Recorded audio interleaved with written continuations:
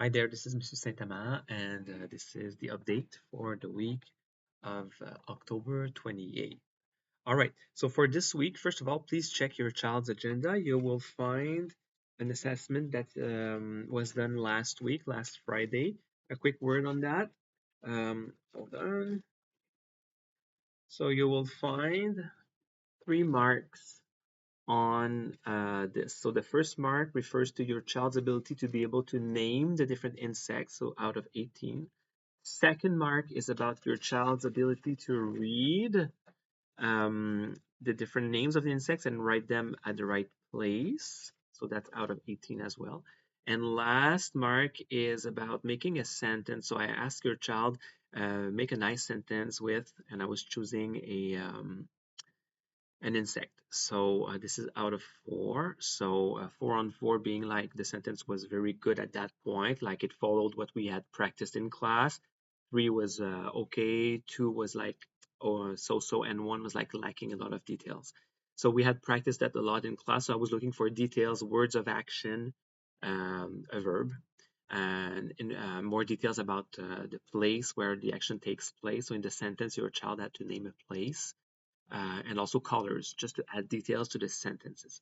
So, and also at the bottom here, don't try to read this. This is just notes as your child was saying the sentence. I was writing it down so that I could refer to it. So that's just notes for myself. There's no way you can read that probably. I could have been a doctor, I guess. This is for the test. All right. So please sign and return as usual. You will also find a sheet like this with color pictures. The paper will be laminated, so covered in plastic. So what your child has to do with this during the week, we will do that in class, but I want your child to practice at home. Um, it's about talking about what they see on the picture. So once again, it's about insects, but I want them to be able to give details about the picture, about one specific picture. So if they look at this one, I want them to be able to talk about what they see and what's happening. And I will assess your child's ability to make sentences to describe a picture. So that's the learning goal. So for example, if we look at this picture here, a basic sentence would be il y a une araignée. So that's very basic. That's not what I want. Il y a une araignée et un ballon de soccer. That's a bit better. Il y a une araignée et un ballon de soccer dans la forêt. Now we're moving towards grade 3 level kind of sentences. Even better could be je vois une araignée qui joue au soccer dans la forêt. So that's even more it's more detailed. And something very good would be something like je marche dans la forêt, je vois une maison bleue et je vois aussi une araignée qui joue au soccer. Il y a des fleurs oranges autour de l'araignée. So making more than one sentence, talking about different features of the pictures. So your child has the vocabulary to do that. It's hard for them to put the words one after the other. That's what is more challenging. They can probably name individual things like fleur, forêt, maison, but it's putting all the things together. So that's what we are working on.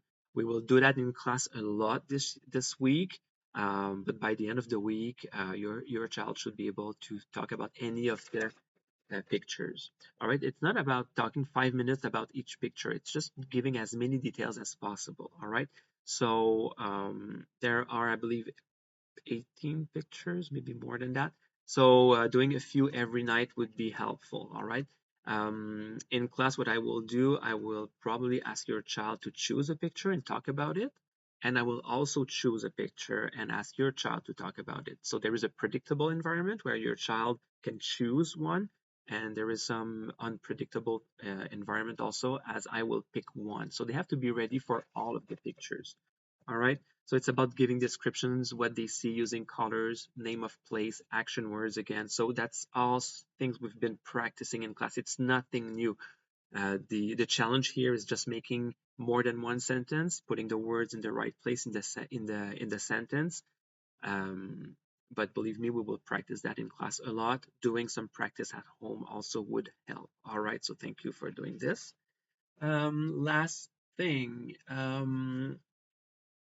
What is it? What last thing? Oh yeah, um, we We are studying the different provinces in Canada and also including Ontario for the grade 3, but all the provinces for the grade 4.